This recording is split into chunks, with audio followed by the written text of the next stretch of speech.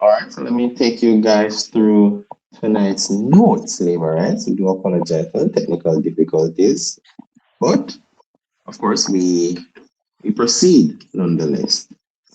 But I want to take us tonight through a period that I wasn't even born, but it's a period in which Jamaicans lived, those before us, right? And the beautiful thing about it is that we're going on this journey, not just through time, but through what we call a transformation. A journey that begins in the howling winds of Hurricane Gilbert, right? And it's going to pass through the hard lessons we learned through Hurricane Ivan. And of course, we'll arrive at where we are in present day regarding the modern test of Hurricane Melissa. A moment that has forced us to rethink not just how we recover, but who we are as a nation, right? It is not just a story about disasters, but it's a story about governance, about policies, about philosophy, and about in terms of whether a country merely survives its storms or it's transformed by them. Now, neighborites, you can sit back, relax if you want to have a cup of tea, the coffee, whatever it may be. But we're looking at tonight what I call when the winds expose the state. In 1988, we experienced Hurricane Gilbert.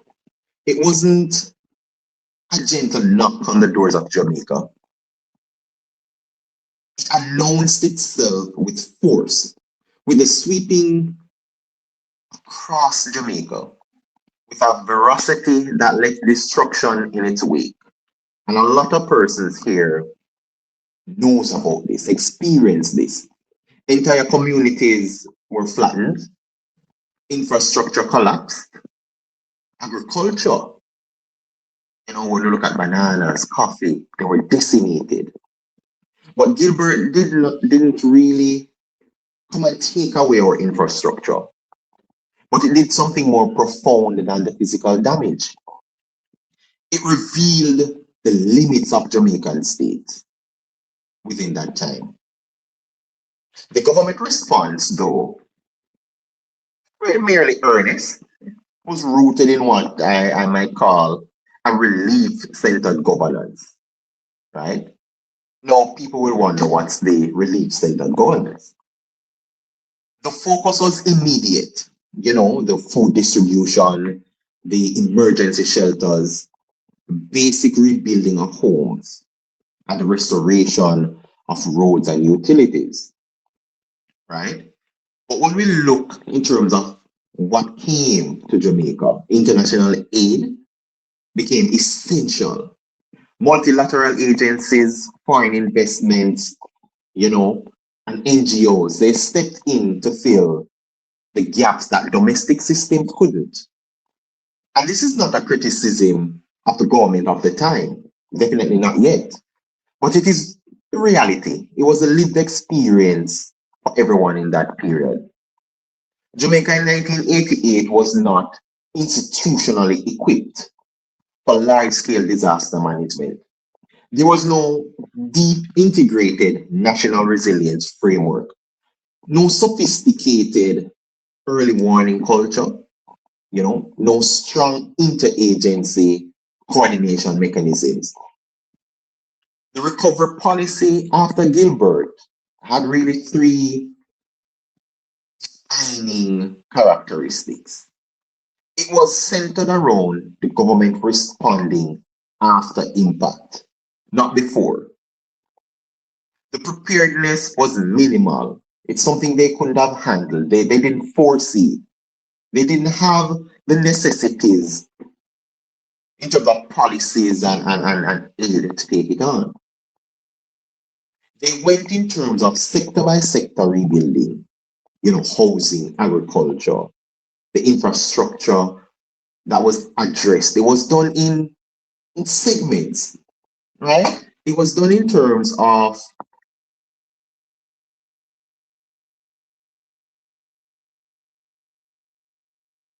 when we look at it, it was done in terms of, you know, the integrated planning.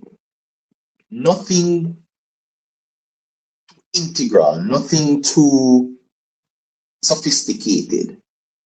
The short term focus hurt Jamaica. The goal was restoration, getting Jamaica back to where it was before the storm. Not forward thinking, not forward to something stronger. And this is where the philosophy lens matters because many will say they weren't equipped. And we can't necessarily say that. The Gilbert era policy reflects what political theorists might call the restorative state model. That's where a state exists to restore the equilibrium, the balance after disruption. It does not seek to transform what's in its path. It doesn't transform the system within itself. But here's the problem with that, neighbors and neighbor rights. If the system was vulnerable before the storm, then restoring it means restoring vulnerability. Because if you build back, it simply means you put what was already there. And if what was already there could not withstand what was in its path, then we would have learned what Gilbert has taught Jamaica, a painful truth. Right? Now, if we take a step forward and we look to Hurricane Ivan, because I'm taking you through the journey of these disasters. So we fast forward to 2004, which was roughly 16 years after. And as Hurricane Ivan approaches, this time it was different. Jamaica is not the same country that, Gilbert struck. The years in between were not idle, and we commend the government and its people to have adapted. They were instructive. Now, despite being instructive, institutions had evolved, most notably the strengthening, of ODPEM, that's the Office of Disaster Preparedness and Emergency Management, which signaled a shift toward coordination and planning. And that's a beautiful thing. Public awareness campaigns had improved. Citizens were more responsive to warnings. Evacuation efforts were more organized. This was no longer what we classify as a purely reactive state. Jamaica was finally moving somewhere, going forward for once. It was more of a prepared state. We could see it in our people. We could see it in our reactions and being proactive. But after Ivan, government recovery policies reflected more of a structured and deliberate approach, doing damage assessments, which were systematic, enabling targeted intervention, infrastructure restoration, which is a must. Those were prioritized strategically, which focused on economic lifelines.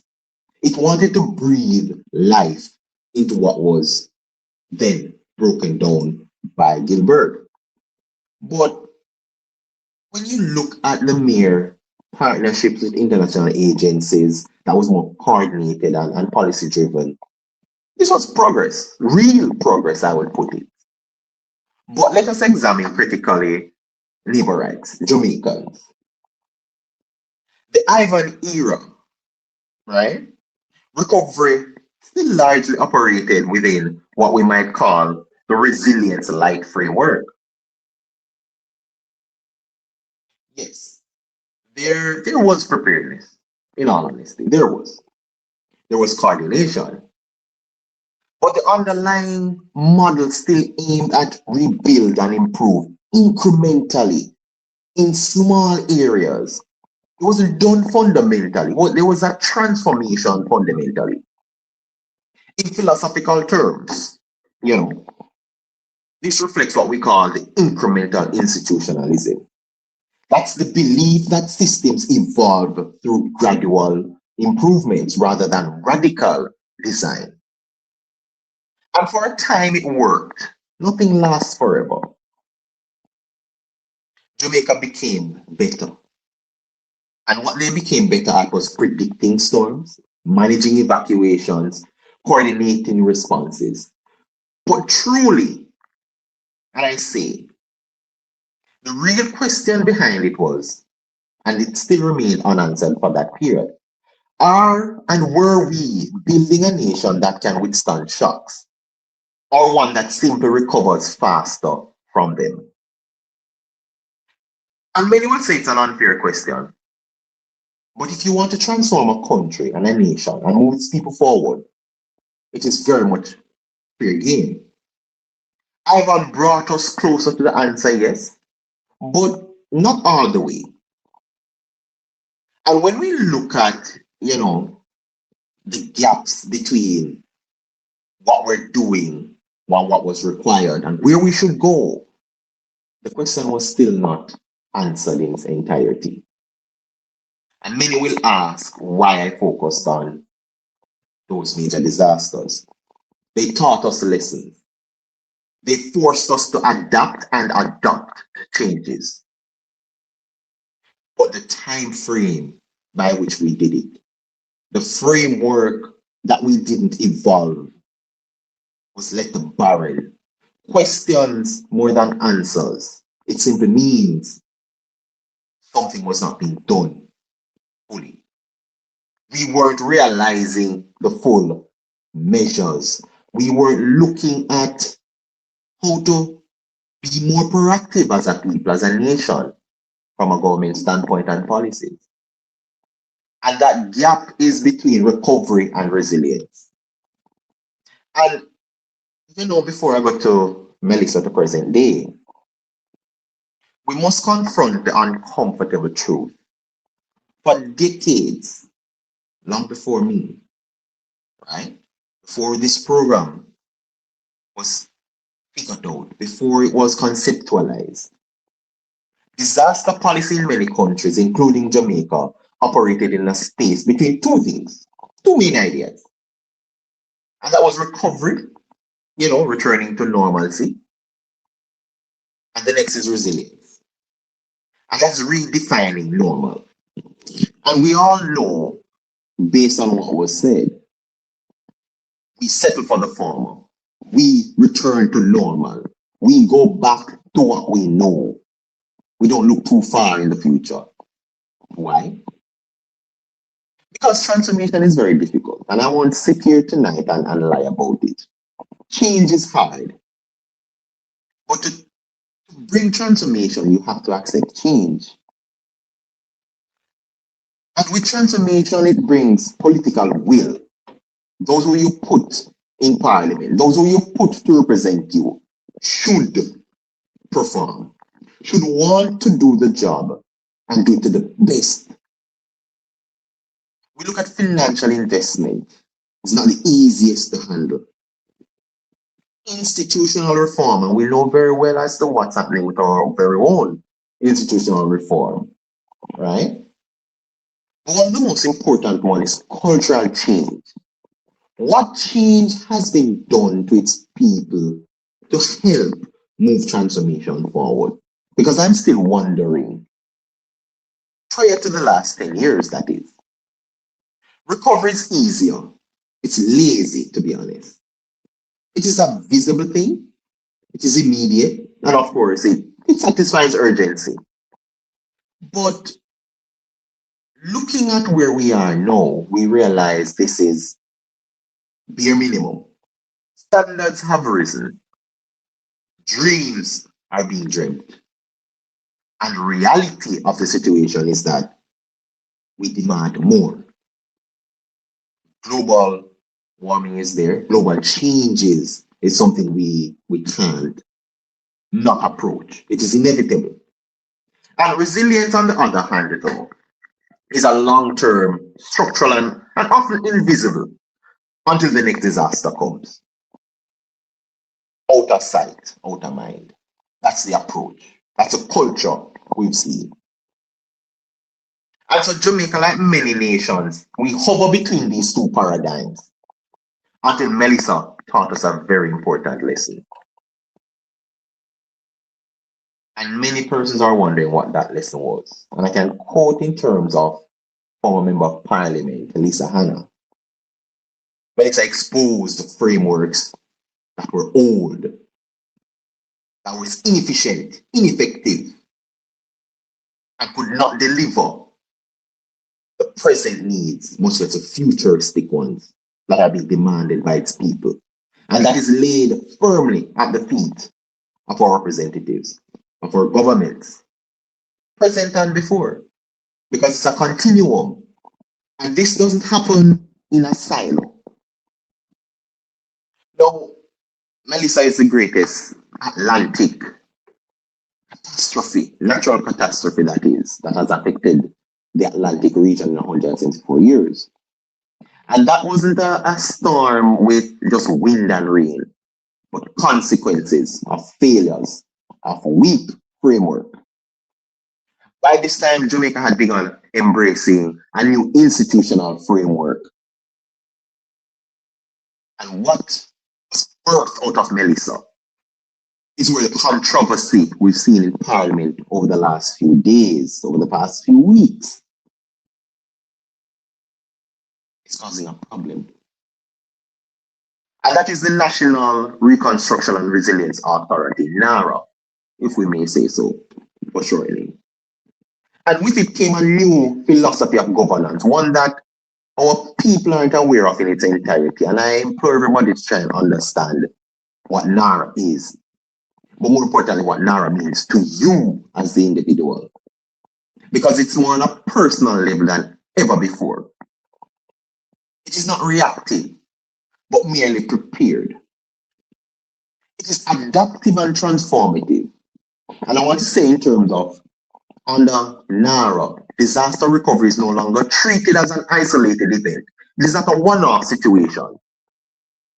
It is seen as a part of a continuous national development cycle. And continuous here is the important word. Because it simply means we don't settle. We don't rest on our laurels because we recover. Because where we are located geographically dictates to us that we should always be prepared. Now, if we are to examine what makes us fundamentally different to the previous time, specifically to our approach for Ivan and our approach for Gilbert, this is from reconstruction to transformation. After Gilbert, rebuild what was lost. After Ivan, we rebuild better. But more importantly, after Melissa, we have to rebuild differently.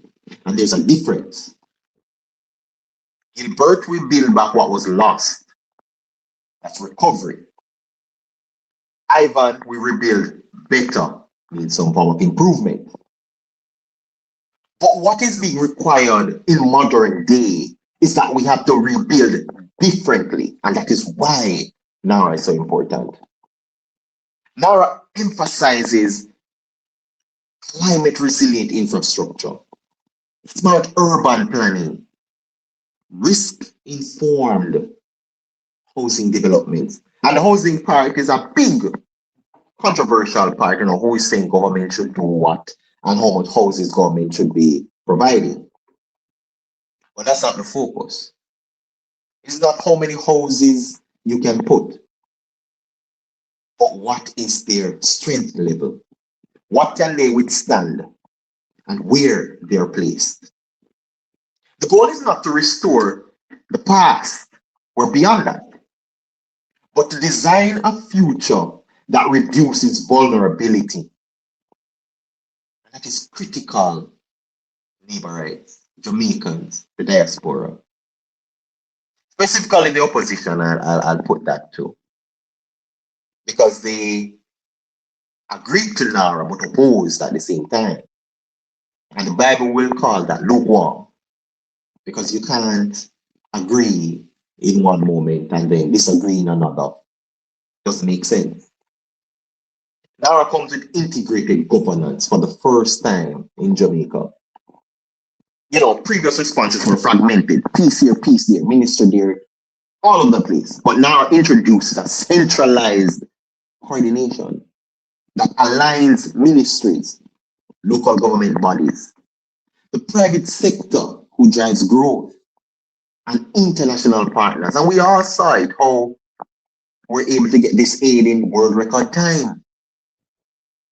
Decision making becomes strategic, data driven, and a unified approach. And the beauty about it is data driven is important here. We all hear about we don't want no smart cities. Understand what a smart city is.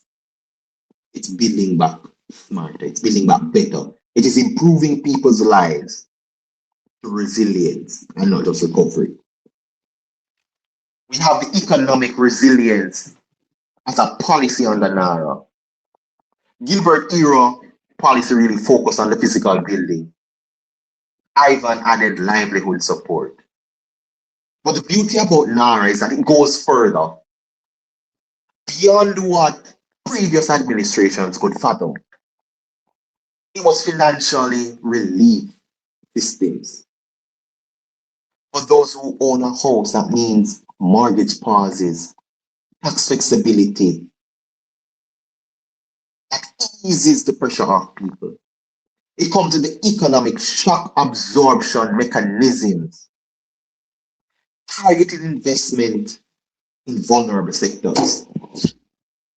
And in the words of Dr. Nigel Clark, who left us, for big organizations, and I suspect he will be back soon. He said he would not leave Jamaica vulnerable again. And we saw the birth of a catastrophe bond. NARA is a continuum of that, forward thinking. And of course, social equity is always at the center. This is perhaps the most transformative shift that we will see in modern history for Jamaica. NARA explicitly recognizes that disasters, they do not affect all citizens equally. And we saw what happened in the West compared to the East. NARA terrorized the West, decimated livelihood. And the NARA policies, they now consider gender disparities, income inequality, and geographic vulnerability. Recovery is no longer people. It is no longer just about rebuilding structures. It is about rebalancing society and doing it so well. And when we look in terms of a philosophical shift, from state as a responder to state as a designer, the previous eras, the previous policies from government was responsive. No real design. No real pushing forward to mitigation, to be proactive, to be ready in every and any way. And what we're really witnessing tonight, neighborhoods, is a policy evolution for Jamaica. It is a redefinition of the role of the state. 1988, government was a responder. 2004, government was a manager. But 2025, after Melissa, under the current administration, the state is becoming a designer of resilient systems. And this aligns with what the scholars would know, we call the adaptive governance theory, a model where institutions continuously learn, evolve, and redesign themselves in response to complex challenges. And disasters in this framework are not interruptions, they are feedback. And one of the things we want to look on is speak of feedback. How receptive the current administration was for changes to the NARA bill. That is a government that listens, an administration that knows they don't know everything, an administration that is inclusive, because you can't govern a people that don't know. what is best for them. And when we look and we reflect, and we look in terms of the bill and the budget speech, we hear, promises about roads, housing, development. But do we expect words or do we expect results? You tell me. Because in Jamaica today, we are standing at a very important moment. A moment where the difference between what is said and what is done is about to be tested. This administration is about to be tested beyond what they have ever known. Now, right now, it's not just a bill, not just policy, but potentially the mechanism that determines whether the promises made in the 2026 budget becomes reality, or it just remains as promises. Promises we've seen from previous administrations to get votes,